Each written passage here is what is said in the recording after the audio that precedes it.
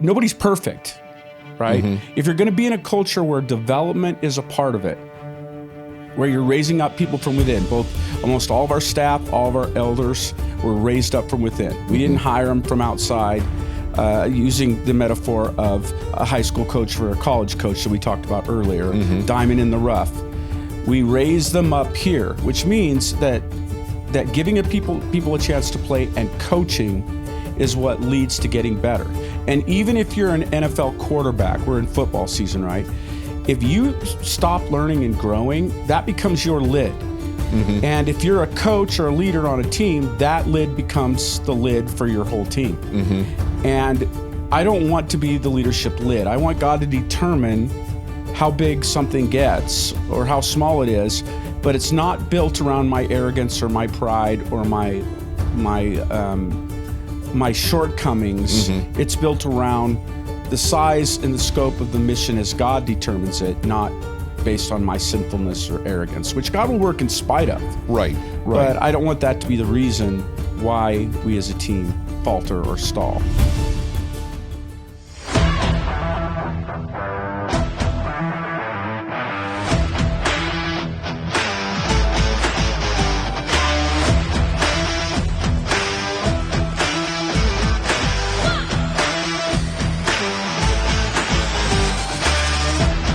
Welcome back to the Church as a Team Sport podcast. My name is Lance Wigton. I'm the communications director here at Real Life Ministries. And again, I'm with Jim Putman, senior pastor of Real Life Ministries and author of Church as a Team Sport. We're kind of grinding this podcast to a close here, last couple of episodes. And as we're doing that, Jim, one of the things I wanted to talk about today is assuming that you are working on the relationships with the people in the church, finding leaders, developing them, giving them a place to play, the church is going to grow. The issue with that for the leader is as the church numbers grow, the complexity of the church changes. I don't want to say it's more difficult, but it's different. And that continues between 300, 500, 1,000. And of course, this is something that you and I have both experienced. So the question is basically, how does the coach, you, continually get game film on how you're actually doing and getting an accurate self-assessment so that you can challenge your leadership lid, because everybody has a leadership lid. How do you get feedback on that, and how do you grow and push through that? Yeah, there's a couple of questions, or a couple of things that you assumed there that I want to pull out real quick. First, we've talked about that our job is to be a coach, and success is discipling everyone. Everyone's a disciple. Everyone can be a disciple, but out of that, some have the gift of leadership, and the job of a coach is to be able to see, not just play the game, working on their own game, but seeing, have the time and space to be able to see the gifts of the people around them, and to also know themselves. What are my weak points? God's used me and filled me into this point. Now, as it grows, I believe God is bringing other people to help me continue to grow. If I get stagnant, I become the leadership lid. If I allow my holes to dictate, then there's weaknesses on the team, and God wants to fill me in as a part of the body with other gifts and other abilities that fill in my holes. It doesn't mean I get to go, that's my hole, I don't have to fix it. Yeah, I'll grow in it. Like with administration, I wouldn't say that's my number one gift, but I needed to grow in it, my understanding of it, but I also needed to identify God was bringing somebody in to fill in that spot to help me in that, so that the team, we're not an A player, I'm not an A player, we're an A team. There are different people, different positions. They have a leadership skill set, and they have the leanings to fill in where I limp, sort of a thing. Everybody walks with a limp. Right. And so what I'm doing then is going, all right, I have to be self-aware of my own weaknesses, looking for people to fill into those weaknesses. I'm not threatened by that, although some of their strengths are irritating to me because it's a weakness. of mine, and they focus on something I wouldn't want to focus on, and they push on things that I wouldn't want to do or even want to care about, but God brought them to fill that area in. So I want them to see it that way so they fill in my holes, but it's also not easy because we're so different. So as I continue to grow myself, being aware, understanding my role is to lift people up, discipling everyone, looking for the leaders. Now I have to have this sort of coaching mindset culture.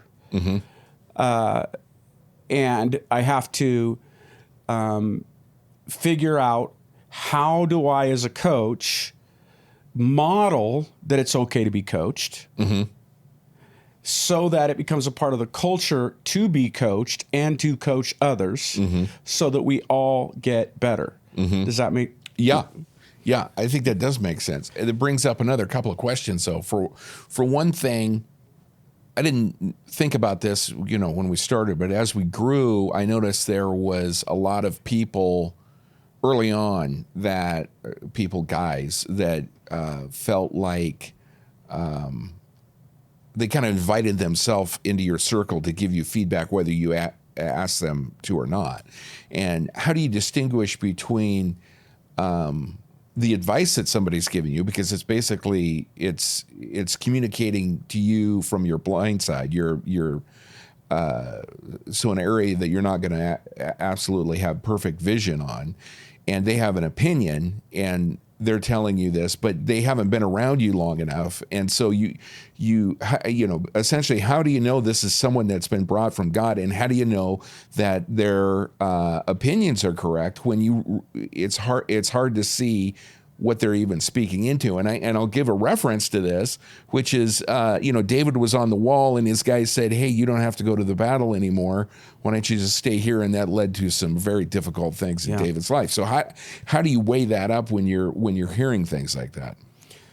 Well, it's always the discernment to know when is it the enemy chirping at you and when is it God trying to fill you in is pretty important. And a lot of people, you have to move past thin skin. Everybody's job is to affirm me rather than speak into my life. You have to move past that. And you have to be able to go, okay, I want to be coached. I need to be coached. I think about it this way. Every pro athlete, Tiger Woods in his prime still had a golf coach who couldn't see himself. Right. Or he couldn't see himself. So that coach's job was to help him. Even though that guy may not have been able to golf, nobody could golf like Tiger. But every athlete, if they're wise, allows people to speak into their life. And the Bible's very clear. A wise man seeks wise counsel. So learning to be coached, even from people that may see it different than you, and even to allow that somebody who may even have a bad heart or be dealing with their own brokenness and they don't even know they have a bad heart. Right, their own blind spot. Yeah. God can speak into them. But again, even if they have the right heart, they can speak for the devil. Peter, get thee behind me, Satan. So you have to be confident. You have to be able to go, okay, just because it's said doesn't make it true, but I'm going to test it by the word. And then I've got people that are trustworthy around me to bounce it off of. So there were people that were trying to get into the group and speaking stuff at you all the time, whether it's through a card or they want to have a private meeting to fill you in. They have a voice from the Lord, all those things. To go, just because they speak doesn't make it true. But I do have people close to me that I can bounce it off of. Hey, somebody said this. I don't know how many times I've come to you and said, somebody said this. Do you think that's true? Well, and it's not just me you're talking to. You're talking to several people. And if everybody is against it, that's not a good sign.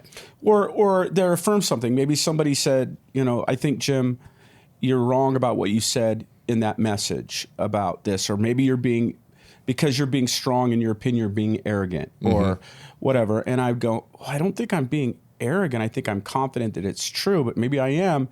So I would talk to you. I would talk to Brandon. I would talk to, my lead guys, the elders. I would go to them and go, hey guys, does this sound right?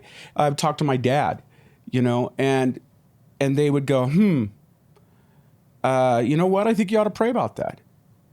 I think that could be true. And it's like, okay, right? So I'm going to confirm it by 2 or 3 witnesses, right? And first of all, I want to go, okay, rather than being defensive, I want to create a culture where it's okay for people to share their views. So I get to hear them. What is that person's view? What is their attitude? Rather than getting defensive and shutting people down, to go, you know what? I'm going to pray about what you said. I just want you to know how much I appreciate that you had the guts to come and tell me. Right? I don't know if I agree yet, but you had the guts to come and tell me. You didn't do it some other way, right? And there are times where people would come in and they'd press my buttons and they'd be saying stuff that's making me angry or attacking, or maybe I wasn't in a good place at that time. I wasn't in a confident place and I could get defensive. And when I would do that, I have to come back and go, okay, is this the voice of the Lord? Is this the voice of the enemy? Am I in a good place? There are times where I have a counselor that I would go, and if I'm getting down or whatever, and I want people, because if I'm not healthy, then I'm not going to create a healthy environment. And there are times where I haven't been healthy. There's times when you've called me on stuff. Hey, the way you came in was too hot, or you didn't listen. You're not listening. To create a culture where it's not just about whether you preach well or the songs were right or whatever. It's about the attitude and the heart of the person who comes to you with a heart to protect you and to protect the church, and they may even be wrong. But, but here's how this all applies to this coaching sort of mindset. To create a culture where you are setting the tone that you have people speaking into your life. That's why we have the sermon club. That's why I have somebody, I have a pre-preach with our folks that speak into it. Then after our first service on Thursday nights, we debrief it. Where did I miss? So when I invite somebody to preach, they know I go through this sort of regiment of pre-preaching, of creating the sermon together, even debriefing how it went. So they know that they're not just going to be affirmed. Just because you're speaking or leading doesn't mean that I've got all this confidence and you're already excellent and you don't need, no. We are in an environment where we can coach one another. And if I can be coached, so can you. And if you don't want to be coached, then I don't care. Nobody's perfect, right? If you're going to be in a culture where development is a part of it, where you're raising up people from within, almost all of our staff, all of our elders were raised up from within. We didn't hire them from outside, using the metaphor of a high school coach for a college coach that we talked about earlier, diamond in the rough. We raise them up here, which means that giving people a chance to play and coaching is what leads to getting better. And even if you're an NFL quarterback, we're in football season, right? If you stop learning and growing, that becomes your lid. And if you're a coach or a leader on a team, that lid becomes the lid for your whole team. And I don't want to be the leadership lid. I want God to determine how big something gets or how small it is, but it's not built around my arrogance or my pride or my shortcomings. It's built around the size and the scope of the mission as God determines it, not based on my sinfulness or arrogance, which God will work in spite of. Right. But I don't want that to be the reason why we as a team falter or stall. Before I ask the next question, you brought up something that I thought was a great point, which was, we talk about church is a team sport. There's the parallels between sport.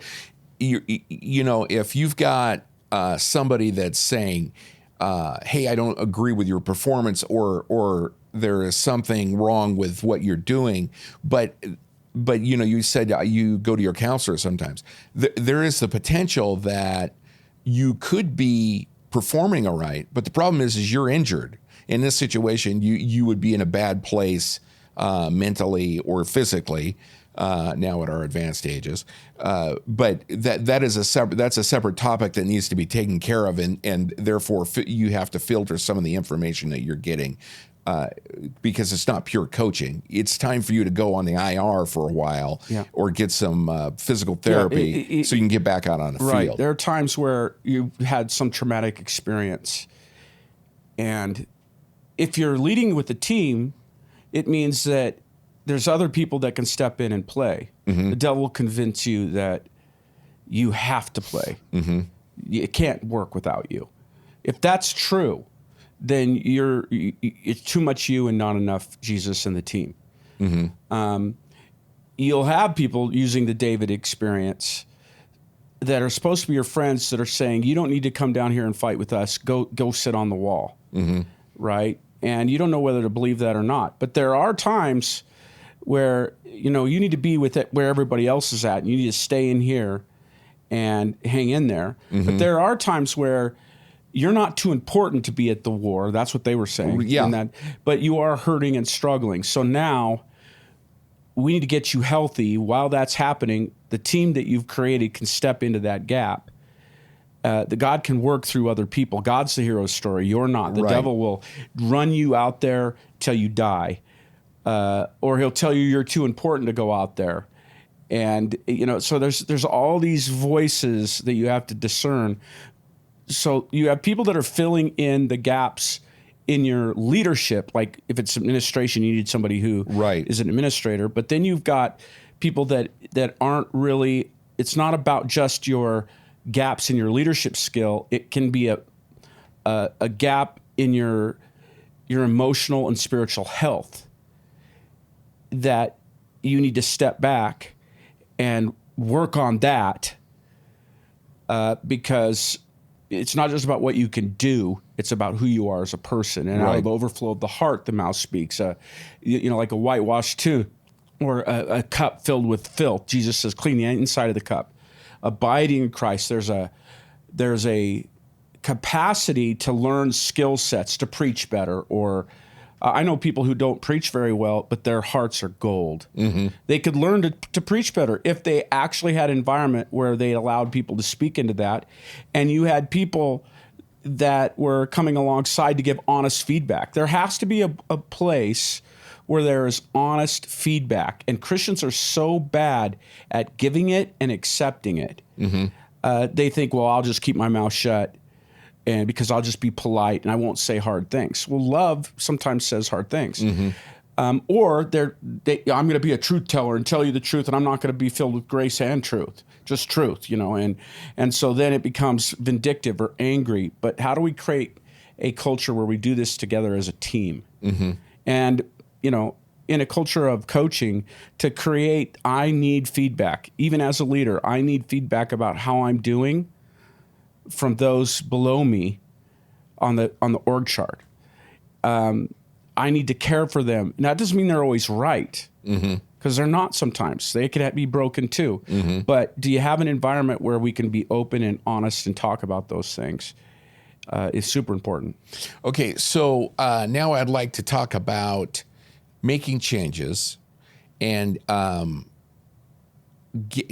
people will say, we'll tell you something, and then sometimes that's a challenge for you. That's something you want to do, or something you don't want to do, and sometimes, well, it's complicated. Let me give you an example. If you had somebody that was another megachurch pastor, and they had kind of more of a CEO model where they worked in a bunker and worked in their hid away in their office, and that's right, worked on their sermon or strategic plans, and weren't disciple making and didn't meet with relationship, people, all that, right? Much less the staff, not meeting with the end user. Now, that CEO model, which works for some people, if he came up here and said to you, Jim, I looked at your calendar. Here's your problem. You're meeting with too many. You're meeting with too many people you don't even need to be meeting with.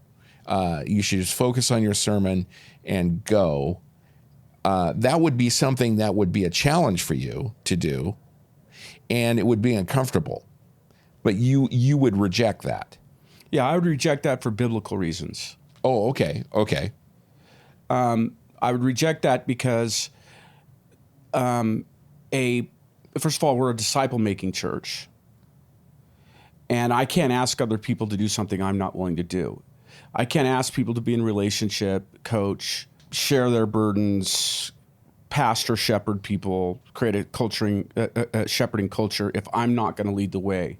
If I'm not going to go, well, my gifts are here and that's all I'm going to do.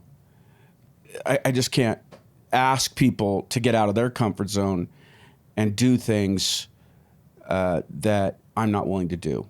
Jesus said, you tie burdens on people's back that you yourself won't lift a finger to help carry. And Ezekiel 34 plays a huge part. I curse the shepherds of Israel because they do not chase the strays. They do not bind up the hurting.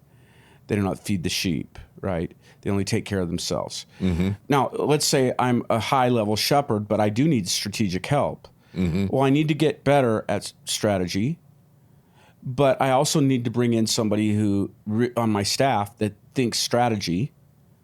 And now we can have both things.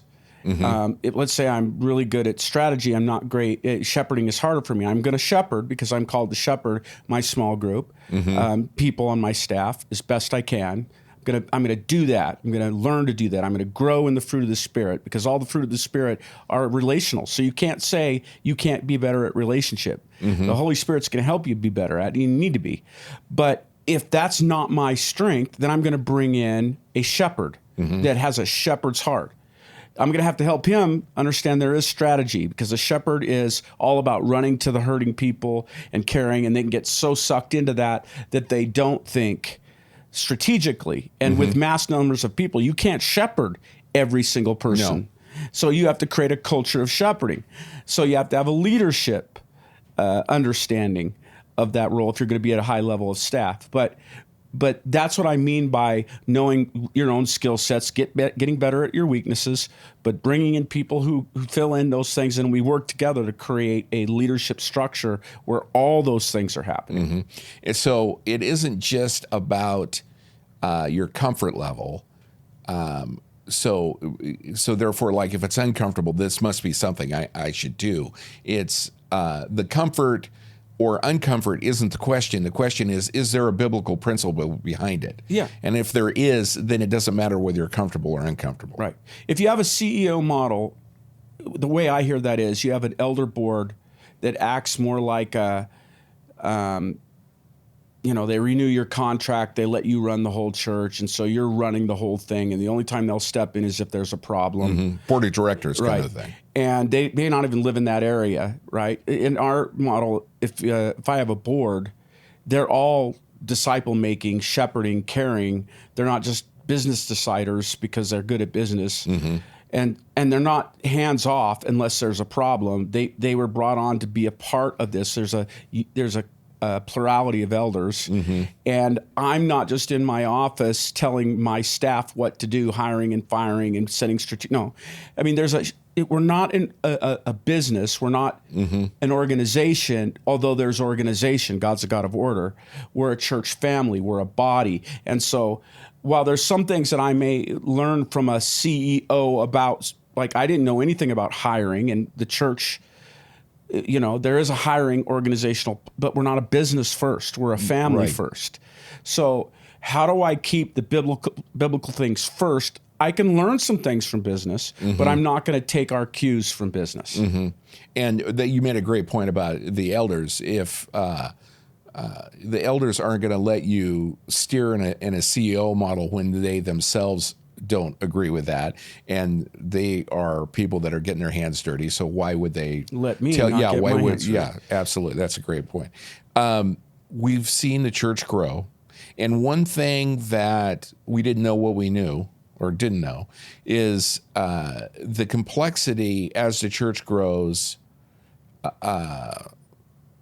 It's amazing. What you did that worked at 500 doesn't work when you're at 1,000. And in fact, you have to change the way you do a lot of things. Not necessarily your mission, not your vision, not are we aligning with making disciples?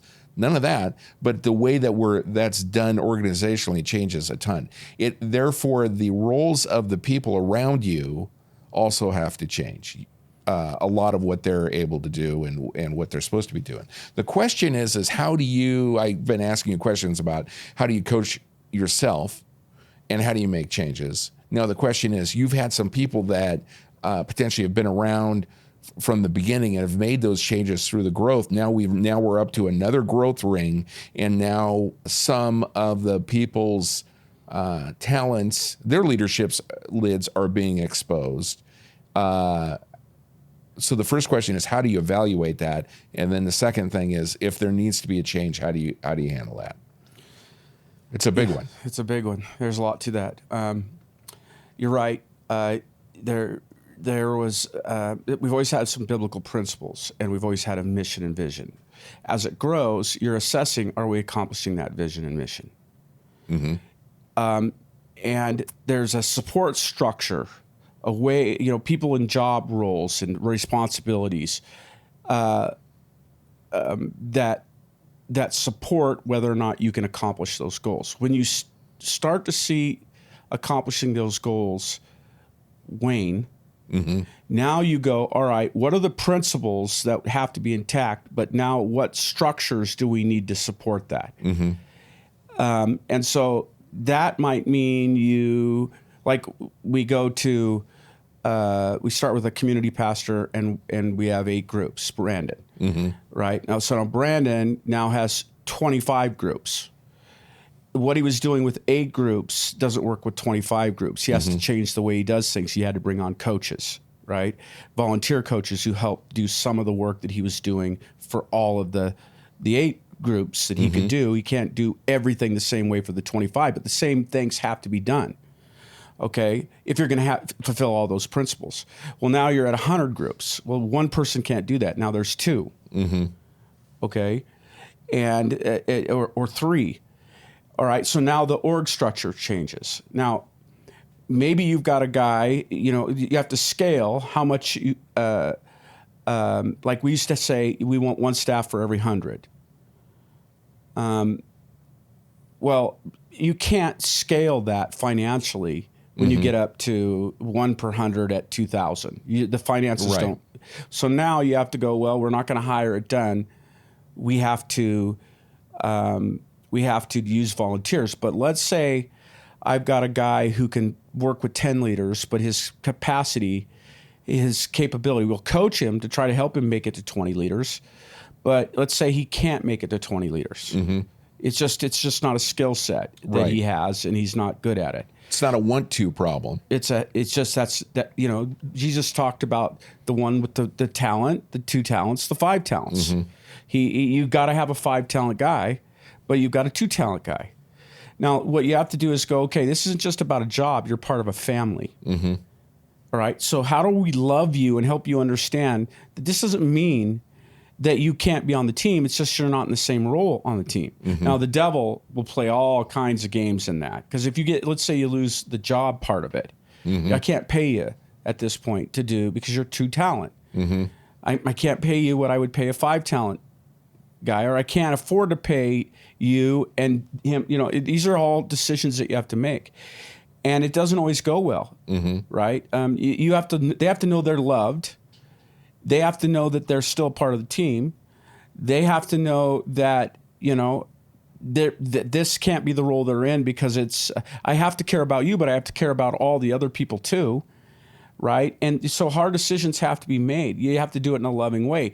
Over the years, we've moved people in different roles, but sometimes that didn't come with pay. Sometimes they went off staff for a while, but later on we were to move them in a different role.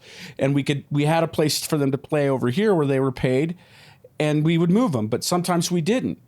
And so what you have to do is you have to go, all right, I'm going to love you no matter what.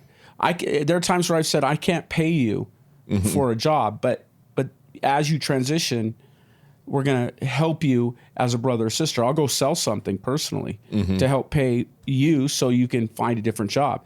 Now, sometimes the devil plays with this, and there's bitterness and there's anger, mm-hmm. and they don't agree, and person's pride is tied to their position. There's just a lot to it, and that could be a very painful experience. And that's why you want to make sure they're super mature in Christ and their identities in Christ, not in their job.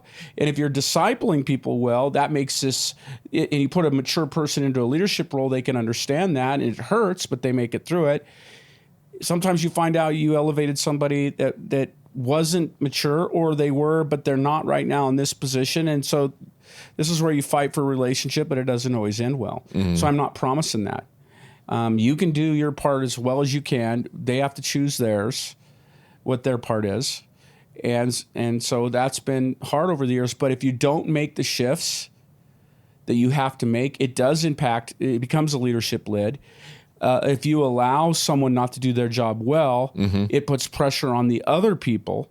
It can put pressure on their home. If they're feeling the pressure and now they're struggling in their marriage, there are people I've had to say, hey, you're being able to do this, but you're impacting the rest of your life, and this isn't healthy because you're being stretched too far outside of your zone here.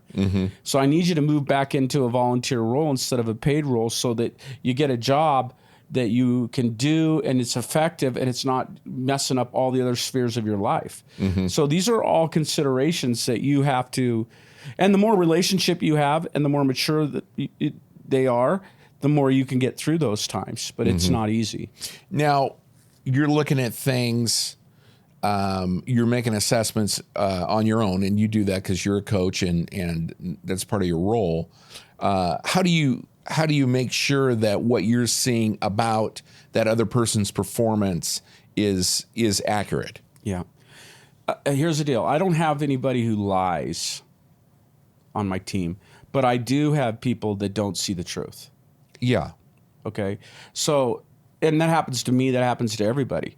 There are times where I report to the elders what's true. From my perspective, it doesn't make it true. Right. I mean, we all have biases. We all have backgrounds. So one of the things that I believe in is, in sports, it's easy. You put somebody on a sports field and you watch them. Right? You watch them, you can see them.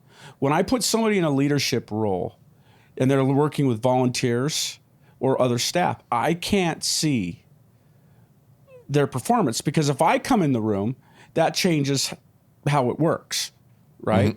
So how do their meetings go? How do their times with their volunteer, how do their coaching times go?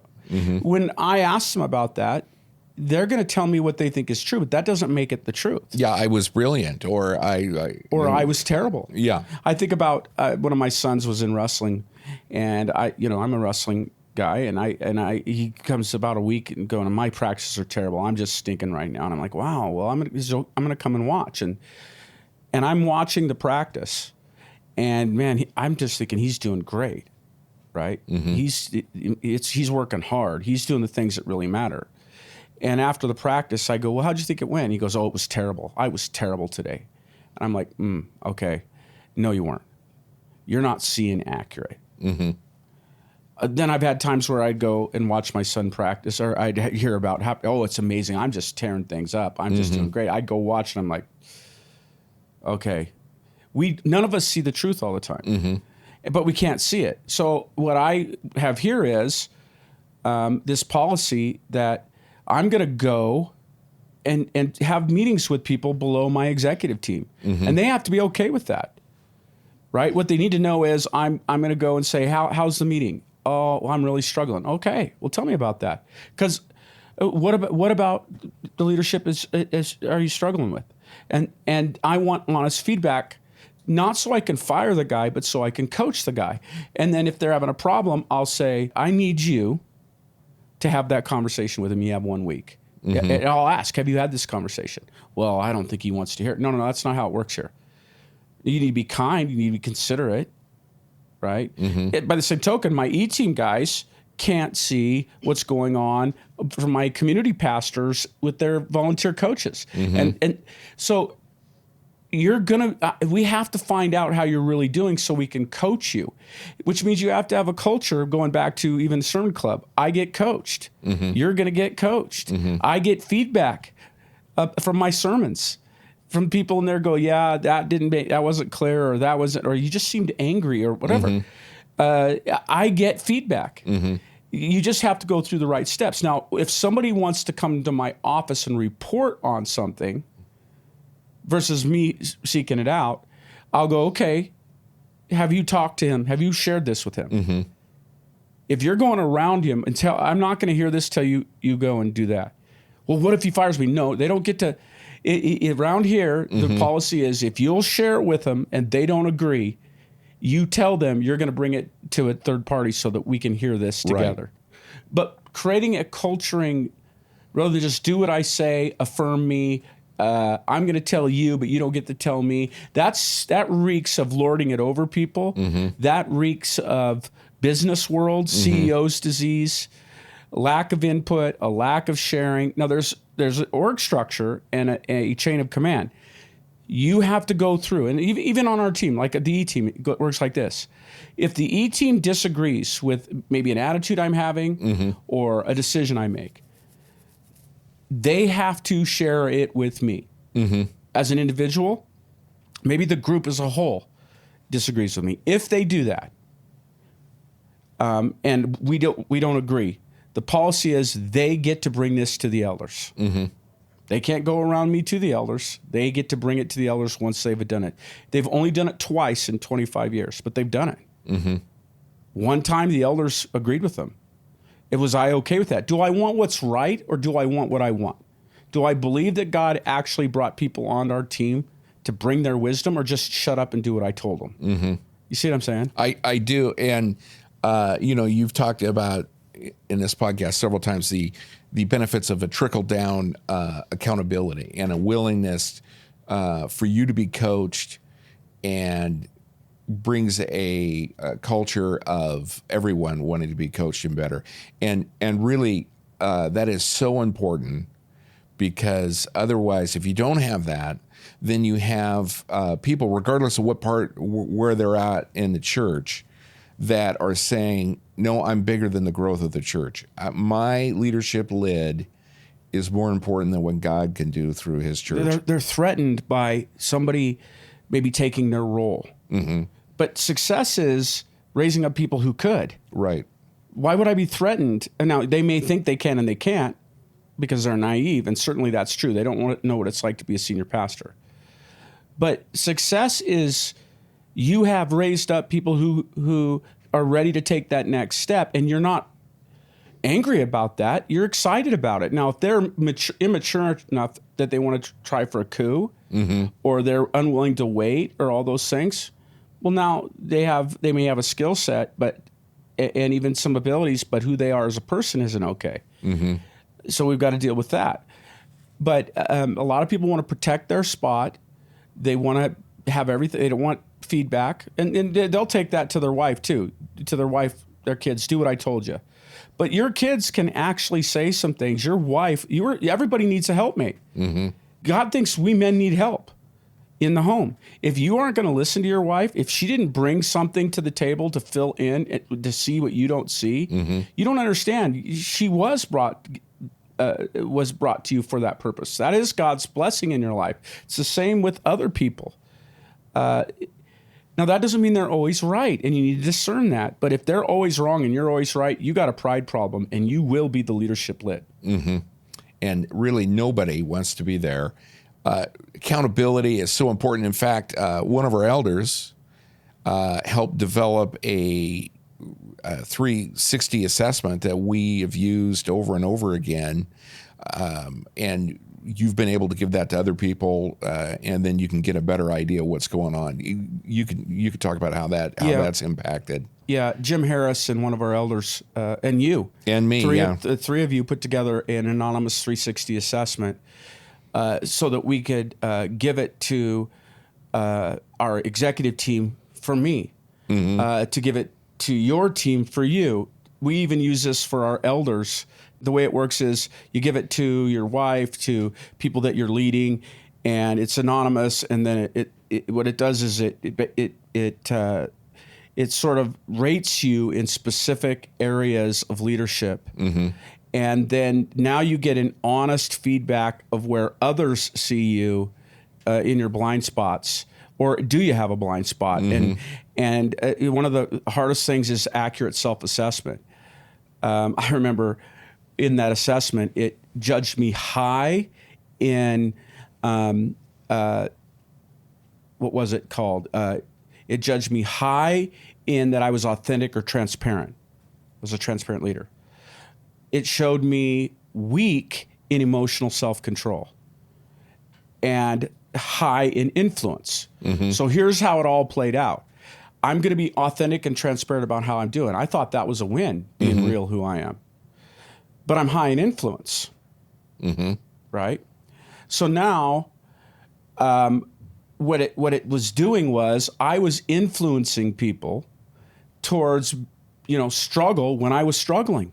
And I thought that was a good thing, but I was impacting the entire staff when I was down. And it's not that I needed to stop being open, but I had to be more careful about being open because I could influence people negatively. And so that was so good to know, okay, I need to be authentic, but I need to be authentic more carefully when and how and with who, because I don't need to spiral our staff and our church into a negative place. Right. And so that was so powerful for me to learn that. And, we even use this for our eldership training, where we want them to know where they're strong and where they're weak. And we want to see how they respond. Do they get defensive? Do they, wow, I want to grow in that. And then we help them, learn to become a person who sees their blind spots and then works in that area, and then value people's opinion and create a culture where this is happening across the board. So we've used it on our whole staff, our eldership, everywhere else. Yeah, and it has worked good. And you're just talking about emotional self-control. The issue why I wanted to talk about it in this podcast was your weaknesses as things grow as a person, as the organization gets healthier and bigger. Those weaknesses you have all of a sudden become huge. And you talked about emotional self-control. That's like jerking the wheel. Now, you drive a bicycle, you jerk the wheel, it's not a big thing. You drive a semi down the freeway, you jerk the wheel, and it's a whole nother issue. Yeah. And it's really just the same problem. So it just highlights, I think, the importance of this topic, which is being willing to be coached and making changes, and also building a culture that makes it okay for other people around you to do that. Yeah. Jim, I appreciate this conversation. Really good. We do have resources like the 360-degree assessment that you can get. We'd love to know more of your questions, but check us out at jimputman.com.